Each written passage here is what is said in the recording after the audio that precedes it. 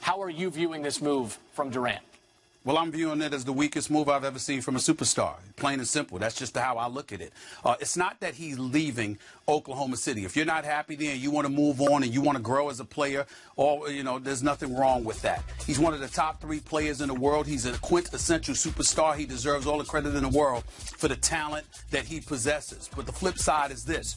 They were up 3-1 in the Western Conference Finals. Not 1, not 2, but 3 different times. He was 48 minutes removed from getting to the NBA Finals by winning the Western Conference. 3 times he failed, particularly in Game 6. And you depart for the team that beat you when you're on the cusp of getting to the finals yourself or ultimately winning the championship for the franchise that you've been with since you've come into the NBA. I think it's incredibly weak, and I don't want to hear any comparisons to that of LeBron James when LeBron James left Cleveland for South Beach. When LeBron left Cleveland, the cupboard was bare.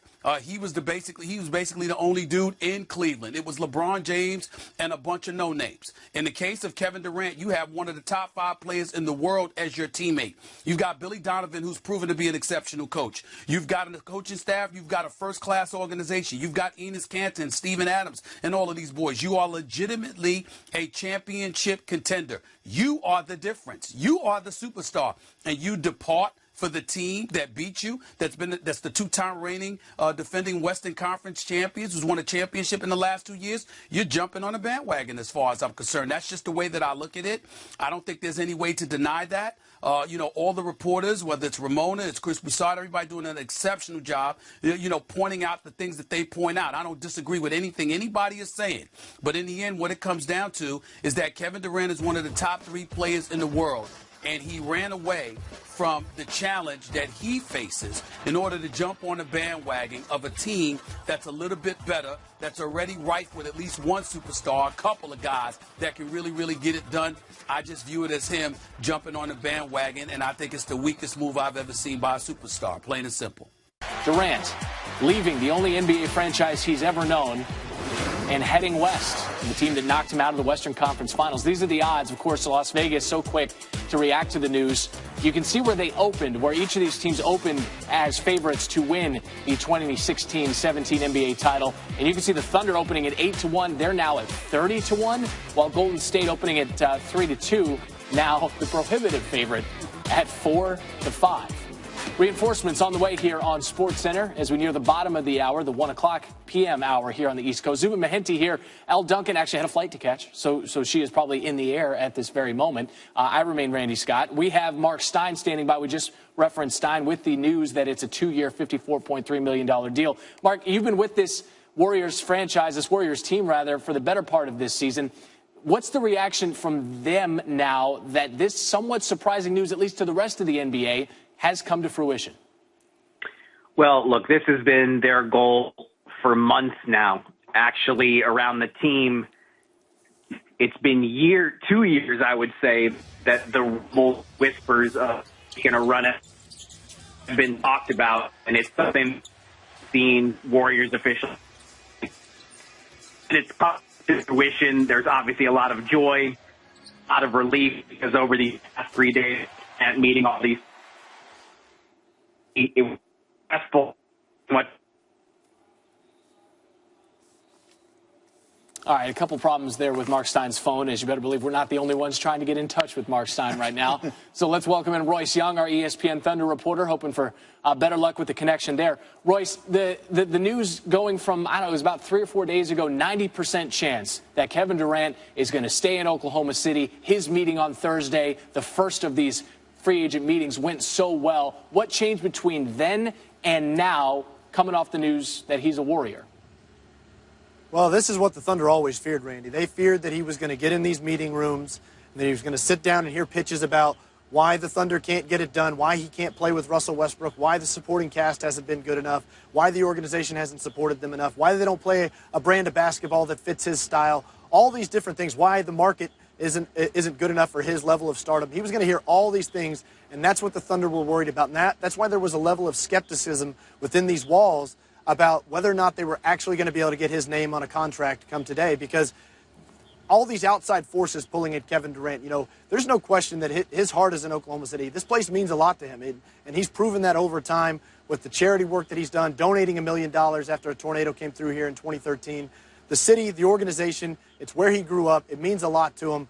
But these outside forces of pulling at him and telling him he needed to go get a championship, he needed to cement his legacy, it was too much for him to ignore. And the Thunder couldn't necessarily, I guess, promise that in the way that the Golden State Warriors could with what they have in place with Curry, Green, and Klay Thompson and the rest of what they've proven. So the Thunder are left here to pick up the pieces, but you know, they're trying their best to take the high road right now. Indeed, they do have some good pieces. July 4th, 2016, the day that Kevin Durant declared his independence from the Oklahoma City Thunder. That's going to be the headline down where Royce is standing. So I have to ask you now, because ever since they got together, Royce, the question of the dynamic between Westbrook and Durant has always been in question. We've visibly seen it during games. Great moments, tense moments. Take me inside the relationship and what that could have played factor-wise. Well, Zubin, it certainly feels like, with Kevin Durant talking about how this was going to be a basketball decision, and him talking about the players that he was going to be around every day, and the coaches and the support staff, it certainly feels like this is a referendum on at least his basketball relationship with Russell Westbrook, doesn't it? I mean, when you think about the fact that he's leaving a guy that he's grown extremely close to off the court, the bond of Westbrook and Durant is a real thing. They have a depth to their relationship, but obviously Durant wanted something different in who he was playing with, whether it was there was a push and pull of whose team it really was. That was something that I've been told that Durant sometimes had a little bit of an issue with, that he didn't care about the idea of, is it Westbrook's team or is it Durant's team?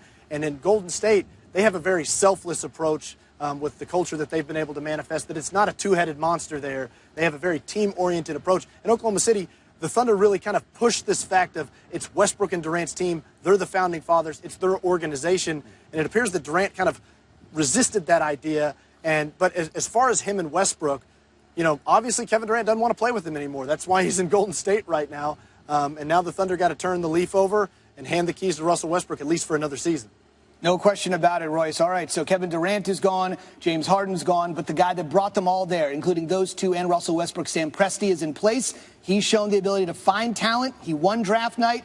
We'll see what he does here. Oklahoma City, as you said, has a lot of pieces to pick up. Randy, this means we go from the big three of years past to a new core four, and we're not talking the Bronx in baseball here. No, but are we talking about maybe the 04 Lakers, a team that got to the finals, built on star power, that didn't seal the deal? This team's so much younger than that one, though, is striking. You know about the scoring. You know about 30 a game for Steph and 28 for Kevin Durant. But look at the ages. Steph Curry's actually older than Kevin Durant, and no one is older than 28 years old. Curry leading the league in scoring. Durant ranked third, again with 28.2 points per game. Those are the ages. That is the scoring. What about the money?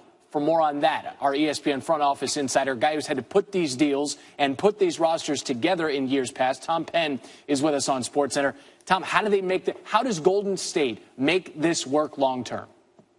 They've been teed up to do this. In the short term, what it's going to do is be costly because they have to waive or renounce Harrison Barnes and Festus Ezeli, two important players, and then they're going to trade Andrew Bogut, their starting center. So you lose Bogut and Ezeli, you've got a giant hole in the middle. But what that gives you is $26.6 million to offer it to that guy, Kevin Durant, to create this historic core four. Now, don't do the parade just yet, or the multiple parades just yet, because they still got to round things out and then make it work. You're right. Those Lakers back in the day were 4 Hall of Famers, and it didn't work out. So everybody's clearly going to be gunning for these guys even more than ever. They'll line up to do it. The power game will be their Achilles heel. If someone can figure out how to create the power game, I'm looking at you, San Antonio. You're probably the best lined up to do it, to defeat this squad. But I'm telling you, this squad is going to score the ball. I don't know how you're going to keep up with the scoring. When you put Durant out there just in Harrison Barnes' minutes and give him those same shots, oh my goodness, it's going to be just ring, ring, ring of the three-point bell.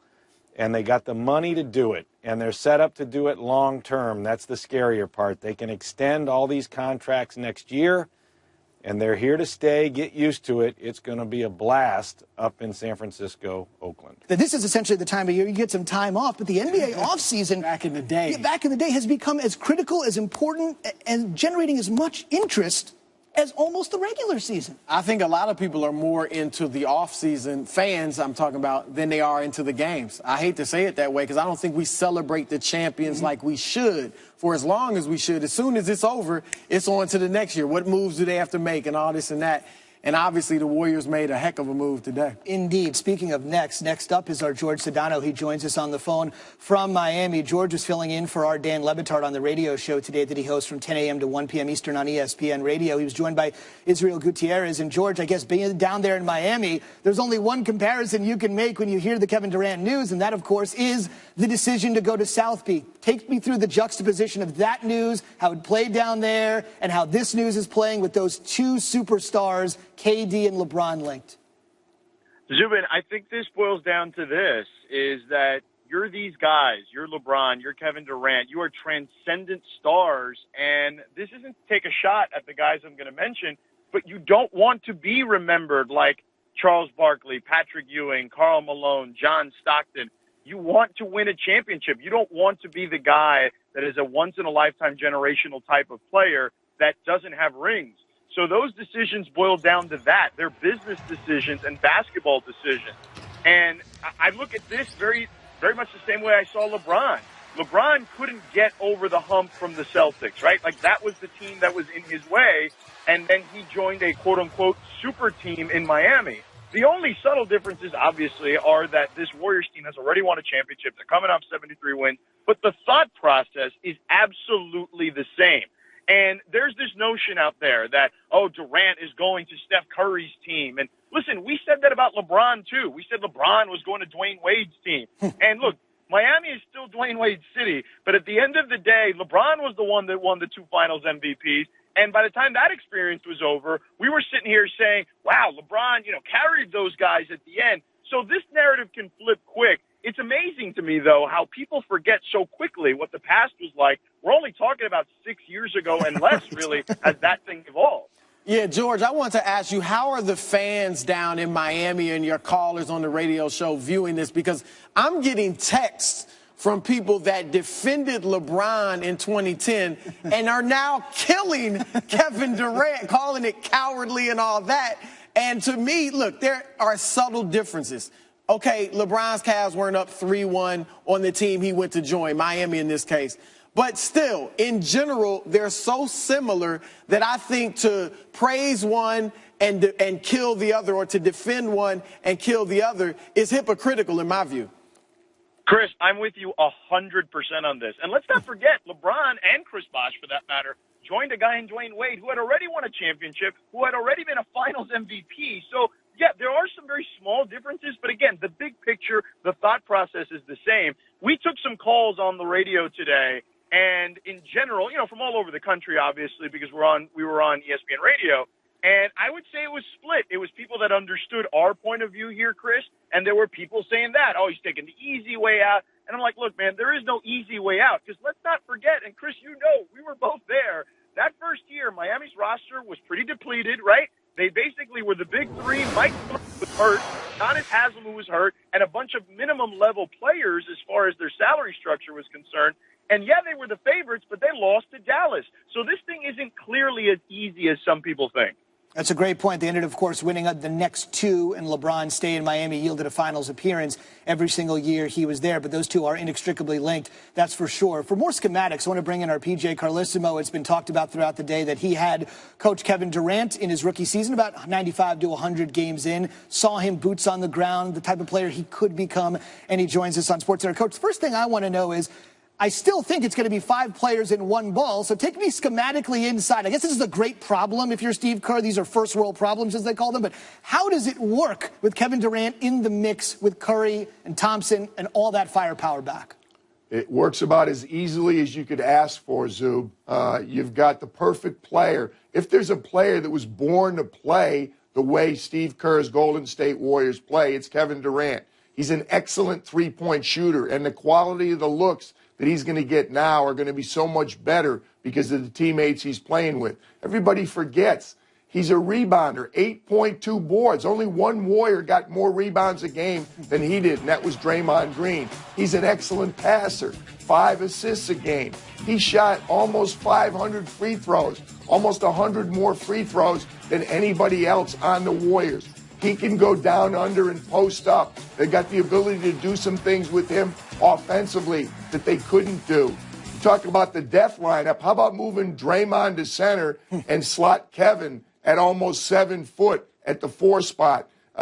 Defensively, his length, he's going to get more deflections. He's going to get more steals. He was just under a steal a game. I don't think anybody could fit more seamlessly into this roster than Kevin Durant will for Steve Kerr and his new teammates. PJ, with that being said, I mean, that's really the only question now is, will there be bumps in the road for Kevin Durant in Golden State as they try to adjust their chemistry? If not, as you say, who can hope to compete with them? I mean, San Antonio is the other great team now out west, but we know they just don't match up with the speed and the of Golden State and the way that they play. Cleveland, I don't see them matching up with them as well. Do you think now the Cavs will have to consider? I know you don't want to trade a player, but do they have to seriously consider whether or not they need to maybe move a Kevin Love or do something major to compete with this Golden State team? Well, I think, first of all, CB, 2 things. I think the same teams are going to compete. The Clippers are still an excellent team. The Spurs, as they are, if they add Gasol, they're an excellent team, and they'll be a little bit different because they're going to be more top-heavy out front. OKC is going to miss Ibaka even more right now, no question, because now you've taken 2 huge chunks out of that roster. But I think it's going to be the same teams competing in the West. The advantage Cleveland has is they're still the best team in the East, and they're going to be in the finals. Being in the finals gives you a great shot. Their road to the finals is still a little more attractive than even Golden State's right now. And, yeah, there's going to be some bumps because you got new teammates. You do have to put it together. You look at Miami, their first year was struggles. You look at Cleveland when LeBron comes back. It's hard to call it struggles when they lose in 6 in the finals. But, yeah, okay, there'll be a little bit of struggles. But I just think this team is too good.